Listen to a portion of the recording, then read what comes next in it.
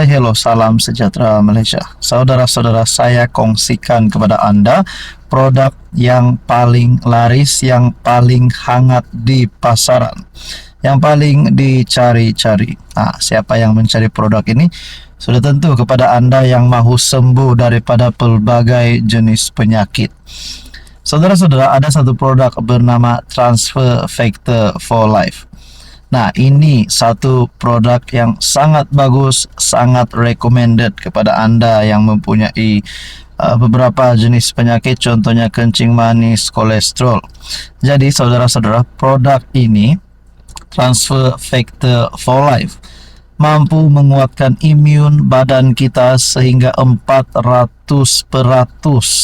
Wow, saudara-saudara, sebanyak 400% meningkatkan kekuatan imun tubuh badan kita, sehingga ini boleh melawan penyakit dari dalam, dan kita boleh kata kita kebal dan sihat dan kuat untuk melawan penyakit.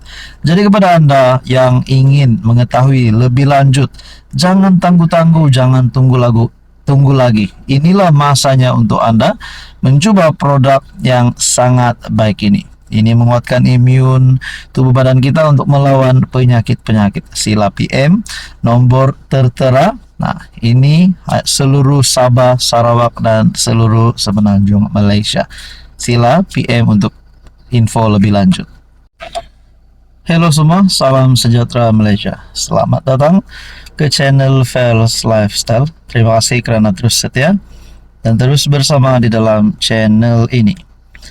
Walaupun sudah mulai sejuk, walaupun air sudah mulai tenang, walaupun ombak sudah mulai kurang, tidak lagi riuh, tidak lagi bising, tapi pemilihan PKR masih lagi menjadi antara cerita yang panas. Dengan kalahnya Rafizi, banyak spekulasi berlaku. Tapi ada pula yang mempersoalkan, adakah keputusan pemilihan PKR ini boleh dibatalkan ataupun tidak boleh dibatalkan? Berkaitan dengan ini, satu artikel berita yang saya lihat, bekas MP buat aduan ke ROS, minta batal keputusan pemilihan PKR. Seorang bekas ahli parlimen dari PKR memohon Jabatan Pendaftaran Pertubuhan ataupun ROS membatalkan keputusan pemilihan PKR di semua peringkat. Ini memandangkan pelbagai kontroversi, khususnya fenomena yang disifatkan sebagai badan tanpa kepala. Dalam aduan kepada ROS, bekas ahli parlimen Lumut Muhammad Imran Abdul Hamid turut meminta ROS mengarahkan partinya mengadakan semula pemilihan PKR di semua peringkat. Bercakap kepada Malaysia Kini, dia juga meminta ROS membatalkan keputusan pemilihan pusat pada 23 Mei lalu.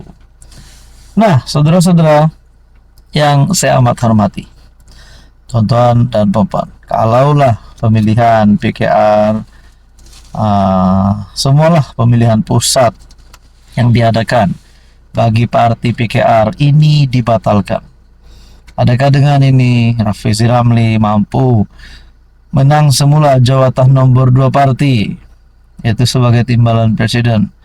Kerana kita dapat lihat dengan kekalahan Rafizi, apa yang berlaku. Dengan kemenangan Nurul Izzah baru-baru ini, apa yang berlaku. Jadi mungkinkah kalaulah ada rematch ataupun pemilihan semula, adakah Rafizi mempunyai harapan lagi? Saudara-saudara, apa komen Anda? Hai, hello, salam sejahtera Malaysia. Selamat datang ke channel Fels Lifestyle. Terima kasih kerana terus setia dan terus bersama di dalam channel ini. Saudara-saudara, tuan-tuan dan puan yang saya amat hormati, apa yang berlaku berkaitan dengan skandal rasuah di Sabah? Adakah terdapat kepimpinan politik yang penting, yang besar yang mempunyai jawatan tertinggi, YB Datuk Menteri yang mempunyai jawatan pangkat tinggi, yang nama mereka disebut di dalam skandal rasuah Sabah, adakah mereka perlu dipecat, perlu letak jawatan, perlu disingkirkan sebelum mereka kantoi ataupun dapat dibuktikan bersalah? Nah, akhirnya berbalik kepada satu gesaan terhadap Ketua Menteri Sabah Haji Jinor. UMNO Sabah dalam satu kenyataan, Haji Ji mesti nilai semula menteri dikaitkan rasuah. UMNO Sabah menggesa Ketua Menteri Haji Jinor untuk menilai semula kedudukan mana-mana anggota pentadbiran yang terpalit dalam skandal rasuah lesen perlombongan.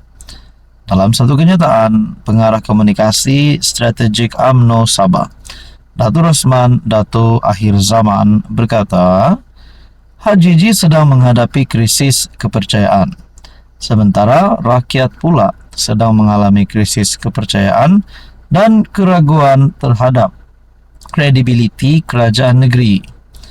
Laporan media mengenai penyerahan kertas siasatan oleh SPRM kepada pejabat peguam negara berhubung skandal perlombongan di Sabah adalah bukti jelas bahawa pentadbiran kerajaan Sabah di bawah pimpinan Ketua Menteri kini terbeban dengan dakwaan serius yang mencemarkan integriti pentadbiran negeri. Dia juga kesal kerana skandal itu yang didakwa melibatkan beberapa ahli Dewan Undangan Negeri dari blok kerajaan bukan saja mengaibkan institusi kerajaan, malah mencerminkan kegagalan Ketua Menteri dalam menegakkan tadbir urus yang bersih dan telus dalam pentadbiran Sabah Maju Jaya. Jadi kalau memang kotorlah mereka ini, kalau termasuk Ketua Menteri pun disebut kalaulah didapati bersalah, adakah mereka semua ini perlu letak jawatan? Ataupun ini boleh menyebabkan kerosakan ataupun mencemarkan hubungan di antara kerajaan negeri ataupun di antara hubungan GRS dan kerajaan perpaduan. Saudara-saudara, apa komen Anda? Hai, hello, salam sejahtera Malaysia. Selamat datang ke channel Fels Lifestyle. Terima kasih kerana terus setia dan terus bersama di dalam channel ini.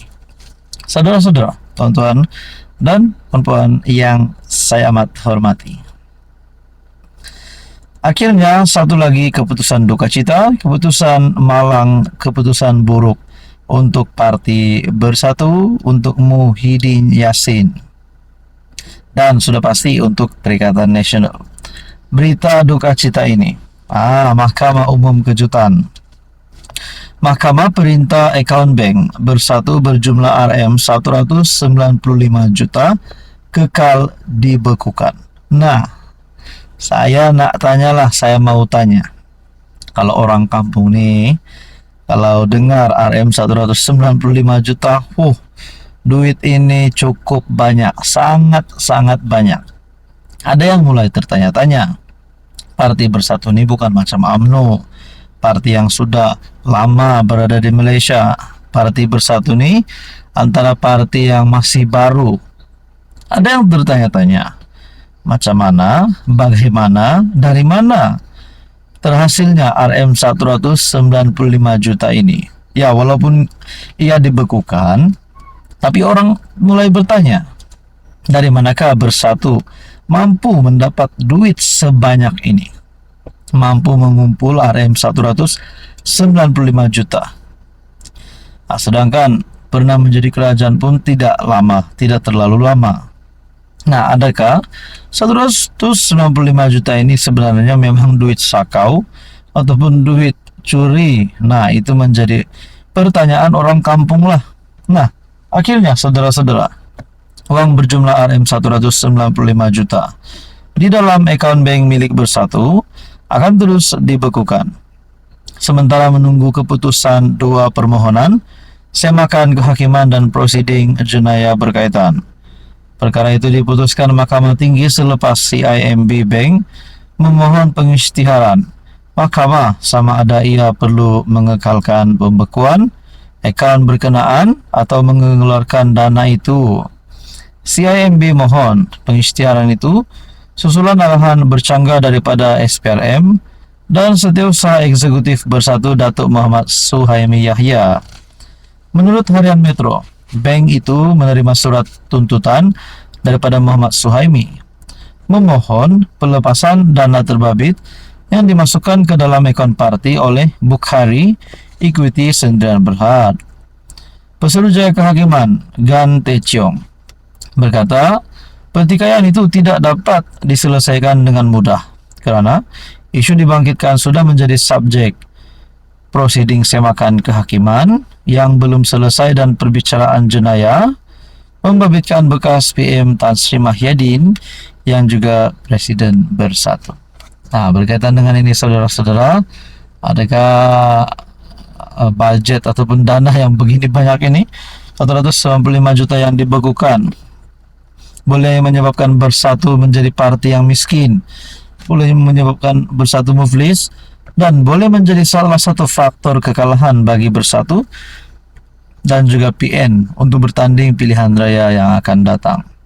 Mampukah mereka survive tanpa duit untuk bergerak, untuk menggerakkan jentera parti, untuk menggerakkan kerja bagi contohnya berkempen bagi PRU16 dan pilihan raya akan datang.